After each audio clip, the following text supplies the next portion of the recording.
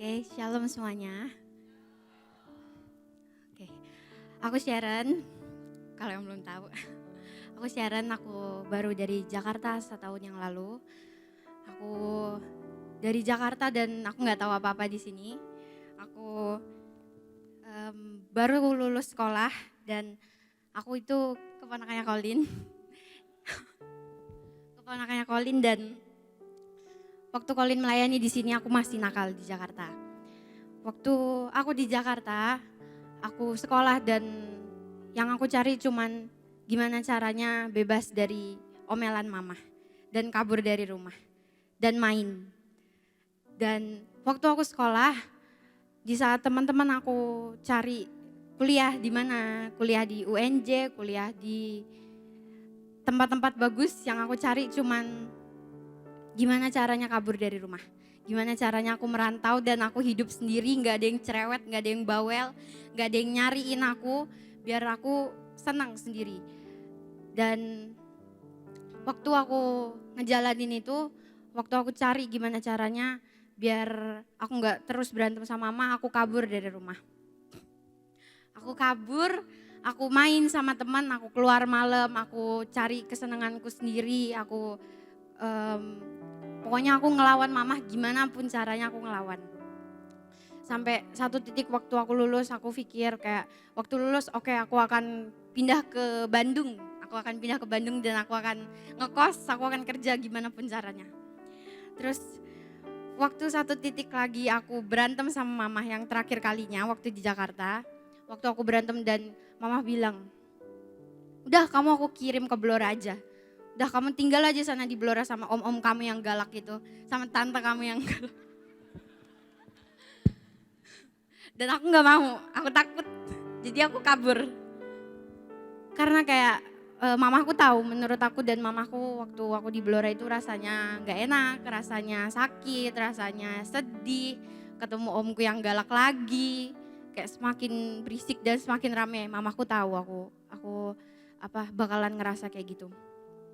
Sampai akhirnya aku kabur dari rumah, aku bawa semua barang-barangku, udah kayak mau pindah negara, segede, tas segede itu. Aku kabur dan aku numpang di rumah temen. Waktu aku numpang dan gak enak rasanya, aku makan harus nungguin temanku kasih makan. Dan aku mikir kayak, gimana caranya aku bebas? Aku mulai mikir lagi gimana caranya aku kabur. Terus akhirnya tiba-tiba sepupuku bilang kayak, ayo main ke Malang gitu. Waktu diajak main ke Malang, terus aku pikir kayak, oh ya udah main aja ke Malang. Aku bisa kabur lagi dari rumah. Aku bisa nggak ketemu lagi sama mama. Gitu kan. Akhirnya aku ke Malang dan waktu aku di Malang, ayo ke Blora. Terus waktu aku ke Blora kayak, ya udah oke, aku ke Blora cuman main, cuman sebentar dan kayak aku bisa lebih lama lagi gak berantem sama mama dan kabur dari mama. Dan waktu aku di Blora lagi, tiba-tiba aku netap di sini. Kayak aku merasa terjebak, tapi aku nurut sama semua jebakan itu. Terus akhirnya aku sampailah di Blora. Dari semua kehidupanku yang nakal, dari semua kehidupanku yang gimana caranya kabur, tiba-tiba setelah aku nganggur 4 bulan di rumah, dan tiba-tiba aku masuk ke Pison, semuanya berubah. Hidup aku yang keluar malam, yang gimana caranya aku main, aku bebas, aku pergi, aku kabur ke puncak, sekarang aku harus pelayanan. Kayak, ini apa? Kayak, bukan gue banget nih. Terus waktu aku mulai ngelayanin Tuhan, waktu aku mulai mau ngerti, waktu aku mulai mau masuk dan aku mau ngelewatin proses-proses yang Tuhan kasih kayak, oh aku pikir ikut sama Tuhan kayaknya asik, kayaknya bisa nih, kayaknya gampang. Waktu aku masuk ternyata ada lagi proses yang lain yang Tuhan kasih. Waktu aku ngerasa aku nggak layak, waktu aku ngerasa nggak dicintain, waktu aku ngerasa kayaknya semua orang di sini nggak suka sama aku, waktu aku ngerasa semuanya di sini kayak nganggep aku siapa sih gitu.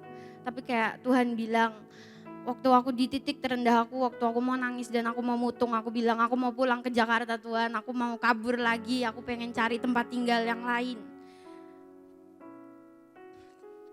Kayak Tuhan bilang kayak, kamu kuat, kamu bisa. Tuhan bilang, ayo jalan sama aku. Kayak yang kamu bayangin itu lebih susah. Kamu gak akan bisa, itu lebih susah. Kamu gak akan bisa jalan tanpa aku. Jadi menurutku kayak setiap proses yang aku mau jalani dan yang mau aku jalani dan aku kabur dari Tuhan, itu nggak akan pernah bisa aku lewatin gitu. Kayak waktu aku diproses dan aku mau agree sama Tuhan, aku kayak bilang, Tuhan oke, proses aku, tapi aku tahu rasanya sakit, aku tahu aku bakalan sering ngerasa aku pengen kabur, aku gak kuat, aku gak bisa, kayak aku masih gak layak, aku ini siapa, aku selalu bilang kayak gitu sama Tuhan, tapi Tuhan selalu kayak, kamu bisa, kamu kuat, waktu aku angkat kamu tuh bisa dan kamu jadi kuat, kamu itu yang aku pilih, Tuhan bilang kayak gitu. Setiap aku mau nangis dan setiap aku mau mutung berkali-kali, gak cuma sekali 2 kali, Tuhan selalu bilang, semua yang aku kasih ke kamu itu awal dari semua yang mau Tuhan taruh di hidup aku. Waktu aku mau membesar dan Tuhan suruh aku untuk diproses, suruh aku untuk ngelewatin dulu semua yang kecil-kecil itu, Tuhan selalu sertain aku gitu. Dan aku punya beberapa ayat yang bisa dibuka di Efesus 5 ayat 8 sampai 14. Oke.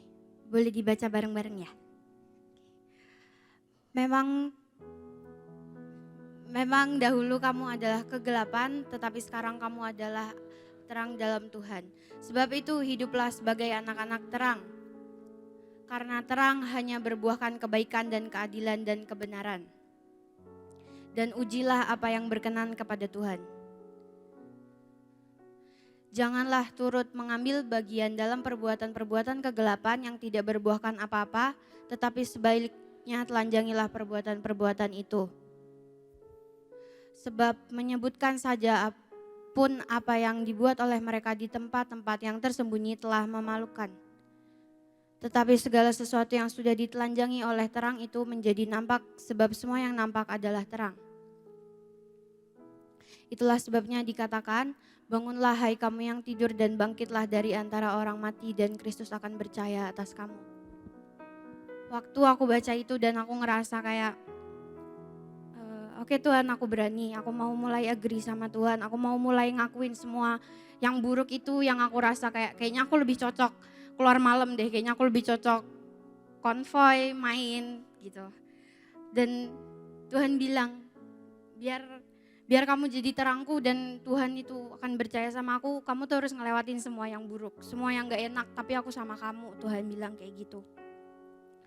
Waktu aku diproses Tuhan dan sampai akhirnya aku bisa, artinya Tuhan menurut aku dan artinya Tuhan itu nyertain aku, bahkan kalau Tuhan kasih sesuatu yang besar ataupun bahkan Tuhan gak kasih sesuatu yang besar, aku tahu Tuhan mau selalu sama aku dan aku mau ikut sama Tuhan sampai akhir hidup aku.